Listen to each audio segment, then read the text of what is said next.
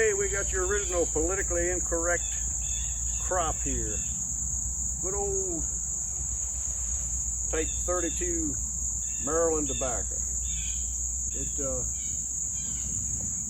matter what you say about it, it made the whole economy of southern Maryland anyhow for a couple hundred years. We got fair specimen of a plant here. It's not great, but it's about average size. Now tobacco, when it's this size and grown, you do what we call topping it. You break the tops out. I know all you ladies out there are going to be so disappointed that all the lovely flowers are getting broken up and thrown away. But that's what you do with it. You break that off, and it's called topping. And then after a while, you might have come through and sucker it, break the suckers out. This is a sucker. It'll come growing after you break the top out. Some of them grow sometimes before you break the tops out. And breaking the tops out, what that does is it lets the growth go into not making a flower at the top, but just finishing out the top leaves, making them grow to full size, and also helps the plant to ripen. We'll get it in a couple weeks. We'll come back and we'll cut it and we'll spear it, and just like you used to do back in the old days. All right.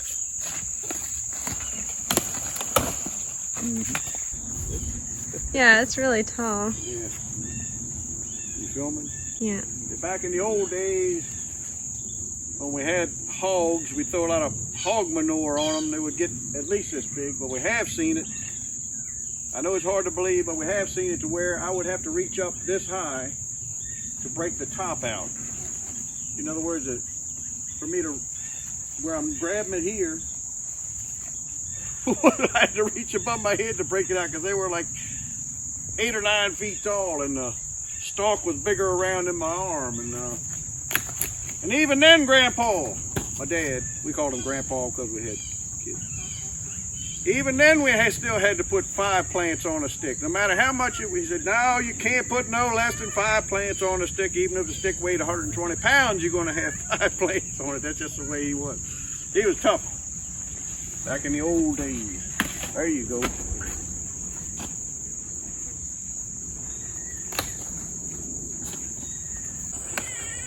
Go.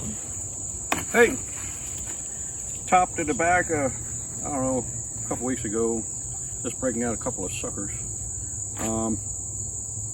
That helps the top leaves to fill out a little bit more. It's not real ripe, but it's going to be close enough. I want to go ahead and knock some down. Now what you use to cut the tobacco is a tobacco knife. We would use these couple knives are, I don't know, 80 or 100 years old probably. They were made out of, they got a saw blade and from a hand saw, and they would get an old broken pitchfork handle or something, and this looked like this used to be a handle from a splitting maul or sledgehammer or something, and they would cut it down there and just rivet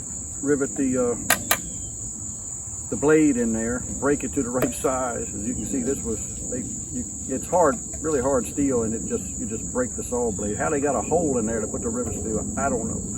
But anyhow, that's what those were. Then when I was coming along, I made this one because I fancied myself to be the fastest tobacco cutter in the entire world, which I probably wasn't, but I bet I was close.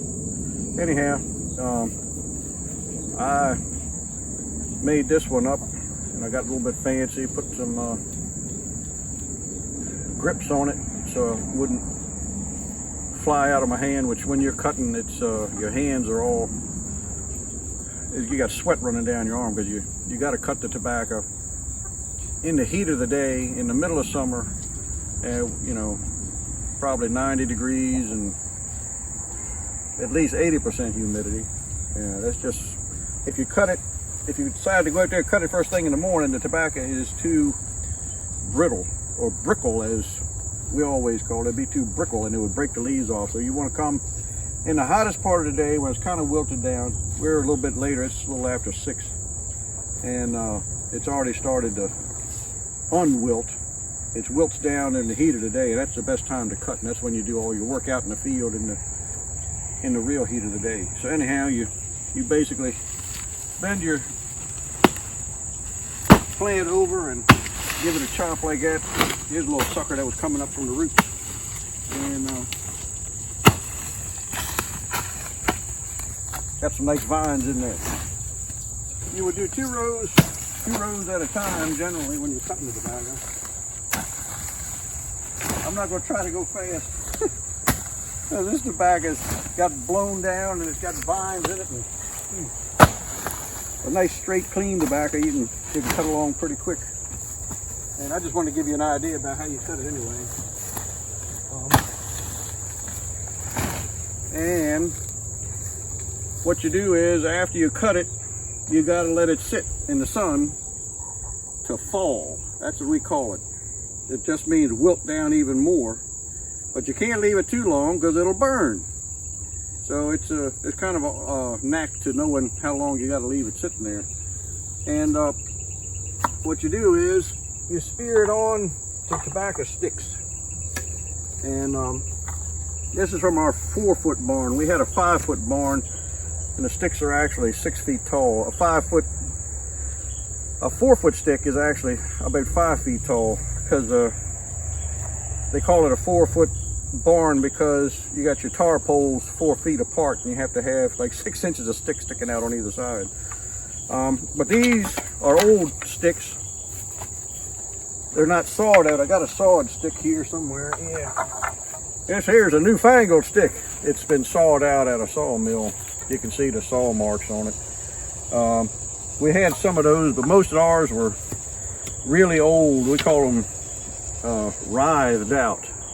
They were, what you do is you'd cut your ash or oak or whatever, hickory I think would be the best, and you would split it in these strips and sharpen up whatever end you think was the best. And it's funny, they got their own personality, kind of. They have character, these writhed out ones, and you would actually remember from year to year when you'd run across certain of them, they had such a distinct shape or whatever. Now to spear it, you wouldn't sharpen your stick enough to try to spear the plant. What you'd do is you'd have what we call, this is what you call a spear. Some people call it a tobacco dart. These were homemade ones, and when you weren't using them, you'd stick a piece of a corn cob on the end, and you'd have it in your back pocket. You wouldn't want to put it in your back pocket without the corn cob on there, for reasons I'll let you figure out for yourself. But anyhow, these are some really old ones here. They were made by a blacksmith. His name was William Suit, and I was named after him. This is the one my dad always used to use. This was his favorite, and he wore it down so, I don't know how many hundreds of thousands of tobacco stalks have been down across that spear. Anyhow, he used that many a year. He said William Suit would make them out of old shotgun barrels, and he would never let nobody see him making them. If he was working on one and you happened to come in his blacksmith shop, he would cover everything up and quit working right quick. And I don't know what the big secret was, but anyhow, you put the spear on the end of the stick, and you grab a hold of it like that, and then you pick up a plant by the butt, and you bring it on up, set it on top of the spear, and push down like that, and you go to the next one.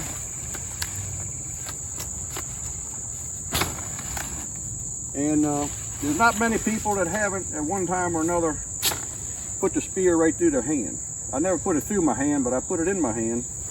You get in a hurry and you shove down just the wrong way,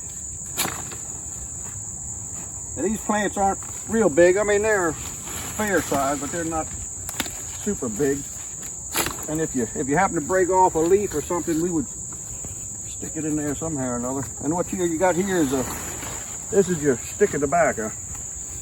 And we would lay them in a pile, and later on pick them up with the wagon, and you'd have to hand them up in the barn. You'd have somebody up in the barn, like about 12 foot up off the ground, and you have to swing it up to him and hold it up there, and he would be standing on a 6-inch wide board, 12 foot off the ground or so, and he would reach down below his feet to grab the end of that stick, and he'd pull it up.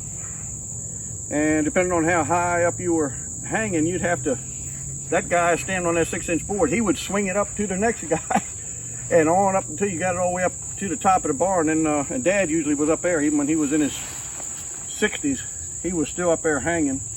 And I didn't want to get up there, but I had to when he got up in his 70s and hang. And some of these sticks, this one probably only weighs about 40 pounds, but I mean, if you get some good heavy tobacco, it can weigh 80 or even heavier if you're really, really big tobacco. So it gets to be quite a workout.